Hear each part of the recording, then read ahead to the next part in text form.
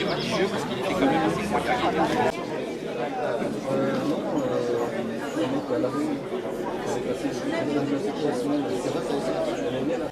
Europe Écologie Les Verts. Et j'avais donc une question sur la position des communistes sur l'écologie au sens large. Disons que parmi nos adhérents, certes de moins en moins nombreux, mais il y en a encore, certains ne souhaitent pas qu'on s'approche trop près des communistes, entre guillemets. Nous avons des relations amicales entre les instances. Et sur une question centrale qui est, entre guillemets, et pour faire court, le productivisme. C'est-à-dire, on dit les communistes sont productivistes, ils veulent des usines, ils veulent du nucléaire, ils veulent tout ça, etc. Progressiste, il y a ce débat-là, et je pense que la bonne manière, effectivement, de dépasser par le haut ce débat, est que ces forces dialoguent, discutent de ces questions, mais en discutent au fond.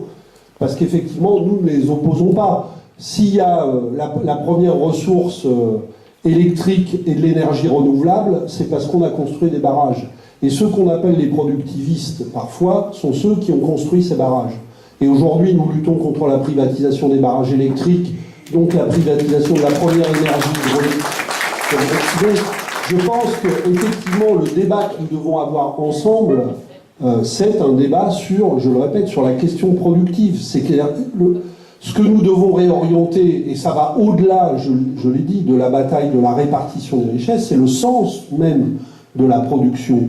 Oui, nous ne voulons pas produire avec de l'obsolescence programmée, n'importe quoi, n'importe comment, pour enrichir des groupes et des multinationales, et on dessaisit les travailleurs de pouvoir d'intervention dans les entreprises, et nous devons, nous, les aider à reconstruire des pouvoirs d'intervention, parce que la maîtrise du sens de la production, évidemment, passera par les travailleurs eux-mêmes. Donc, il s'agit justement de ne pas opposer dans mon esprit, mais de reconstruire un dialogue commun sur ça, qui existe pas toujours. Des fois, les luttes se mènent de manière parallèle, voire opposée, mais à nous, justement, parce que la question de l'unité, c'est pas juste unir des forces, c'est unir ceux qui ont intérêt au changement. C'est d'abord ça. Tous ceux qui ont intérêt au changement, qui sont aujourd'hui l'immense majorité de notre pays. Et je dois dire que je suis un peu inquiet de ce qui est annoncé, dans la mesure où il me semble que sur plusieurs points, on est en contradiction. La décision du Conseil, une décision au moins du Conseil national, est en contradiction avec le fond de la bataille qui est menée avec notre orientation et avec les éléments qu'a rappelé Pierre Laurent, notamment sur l'union, sur la nécessité de mettre les populations en marche. Je veux parler notamment de la désignation par le Conseil national d'un sauveur suprême à la personne de Yann Brossard. Je ne conteste pas du tout les capacités et l'action politique qui mène notamment à Paris sur le logement, mais on se trouve là avec... On a, dès le mois de mars, adopté une résolution avec 14 engagements de campagne sur lesquels on va mener campagne. Les thèmes qui nous paraissent importants dans la campagne. Dedans, tu en as cité, mais il y en a beaucoup d'autres. La lutte contre les directives de libéralisation et le dumping social. J'ai cité la question de l'évasion fiscale. Le fait qu'il va quand même falloir mener la bataille pour que la Banque centrale, l'argent de la Banque centrale européenne cesse de financer les marchés financiers et les finances. Par exemple, nous avons dit, quand on reprend la dette de la SNCF, et le Premier ministre qui dit on va être obligé de le faire payer aux contribuables, c'est faux. Quand on reprend la dette de la SNCF, la Banque centrale européenne peut reprendre cette dette à taux zéro. Et personne ne paiera, sauf qu'il y aura un peu moins de pognon pour les marchés financiers, et c'est tant mieux. Parce que des 1000 milliards pour les marchés financiers depuis 10 ans, c'est ce qui nous met dans la crise. Donc il y a beaucoup de pognon. Nous ne sommes pas du tout dans une situation de pas d'argent. Il y a énormément d'argent.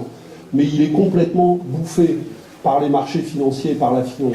Donc ces batailles-là, au plan européen, il y a la bataille des migrants qu'il va falloir mener. Parce que la situation est scandaleuse et indigne de la France et de l'Europe tout entière. Parce que qu'est-ce qu'on va faire avec des fascistes au gouvernement en Italie qui vont expulser des gens et nous on va monter des murs à la frontière italienne dans les Alpes pour les empêcher de rentrer. C'est ça que va faire la France. On va monter des murs à la frontière italienne pour empêcher que les migrants envoyés par le gouvernement fasciste italien en France puissent rentrer. C'est déjà ce qu'on fait un peu. Il n'y a pas des murs encore.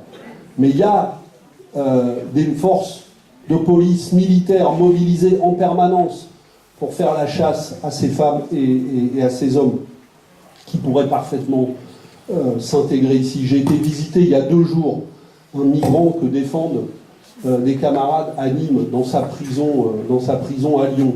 Il est enfermé dans une maison d'arrêt.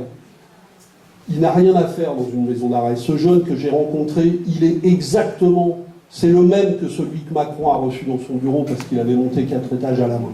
C'est exactement le même. La même histoire. C'est toujours les mêmes histoires.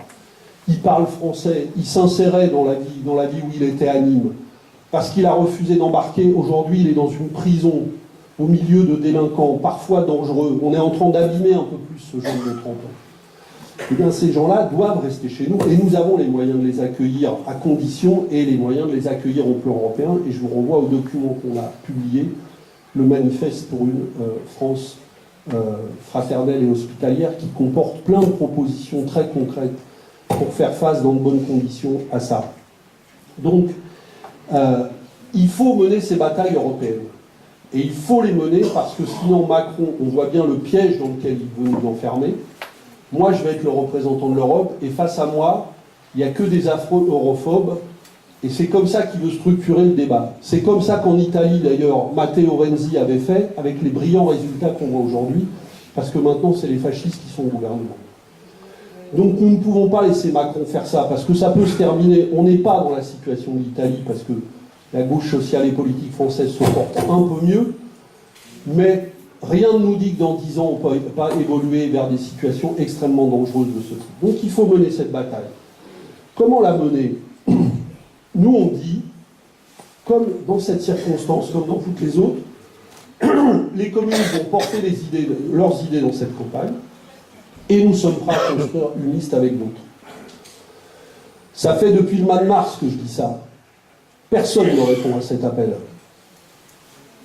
Donc moi, je peux continuer à crier dans le désert, et puis tout le monde rentre en campagne, et pas nous.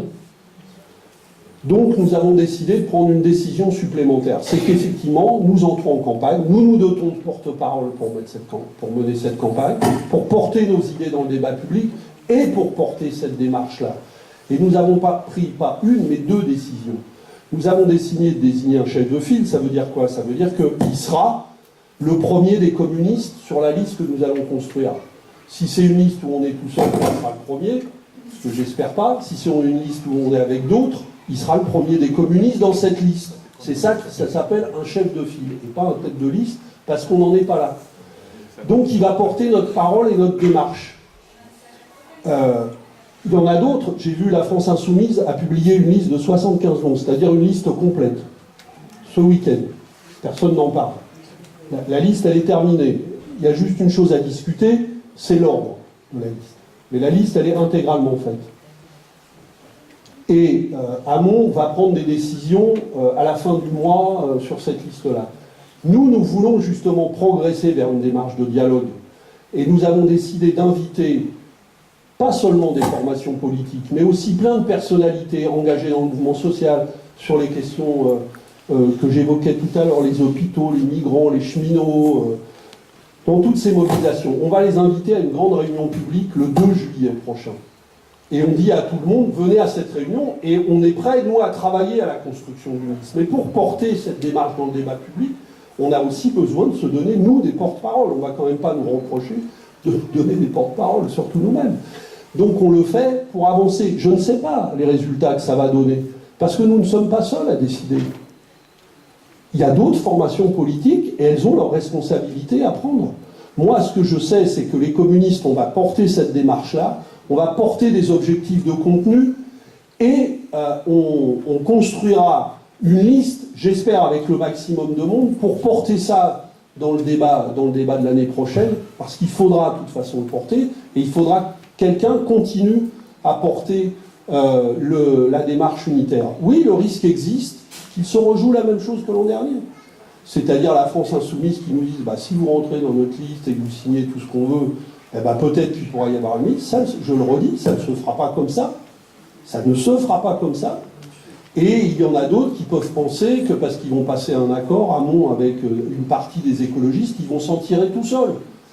Donc ça, je vois bien que ce dispositif risque de se mettre à nouveau en place. Donc les communistes, nous, on prend nos responsabilités. On s'engage publiquement dans la campagne avec une offre de travail en commun et on va essayer de la construire. Mais c'est ça l'esprit de notre décision. Et c'est et la résolution qu'on a adoptée dit ça extrêmement clairement. Hein, elle le dit extrêmement clairement.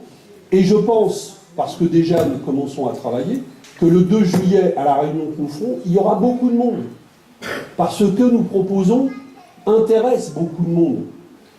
Qui, pour la plupart, d'ailleurs, ne sont pas des gens engagés dans telle ou telle formation politique, mais des gens qui sont engagés dans des combats et qui savent qu'il faut des gens pour porter ces combats jusqu'au niveau européen. Évidemment, dans cette discussion, il y aura des problèmes de contenu. Par exemple, est-ce qu'on va continuer à dire, nous, à gauche, que ça ne sert à rien d'envoyer des députés au Parlement européen tant qu'on n'a pas changé tous les traités? Moi, je pense que c'est une énorme connerie. La directive sur le 4e paquet ferroviaire a été adoptée au Parlement européen avec 24 voix d'avance. 24 voix au niveau européen.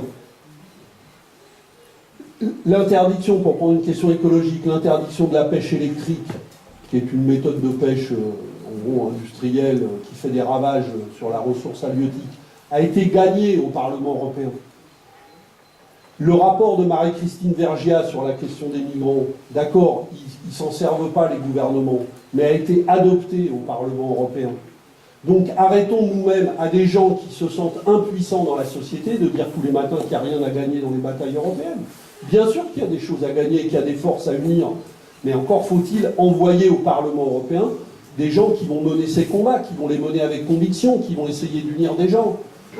Donc effectivement, sur la manière dont on va mener cette bataille européenne, il y aura des débats entre nous, il faut les mener, mais pour pouvoir les mener, il faut que nous, on pense que notre voix est utile, et voilà pourquoi on s'organise pour la porter, et effectivement, on décide de le faire avec Yann, parce que, en plus de mettre dans cette bataille nos députés européens sortants, dont Marie-Pierre Vieux, Patrick Le Yarrick et Marie-Christine, qui était élue Front de Gauche, qui n'était pas élue du Parti communiste, en plus d'eux, on veut continuer, comme on l'a fait à l'Assemblée nationale, comme on le fait au Sénat, comme on le fait un peu partout, à renouveler les visages du Parti communiste et à mettre en avant des nouvelles forces qui existent dans le Parti communiste, des nouveaux visages, des nouveaux dirigeants, comme Yann. Et Sauveur suprême, tu peux chercher dans toutes les déclarations qu'on fait, on ne parle pas de Sauveur suprême. Enfin, s'il y a quelqu'un qui au Parti communiste croit encore au Sauveur suprême,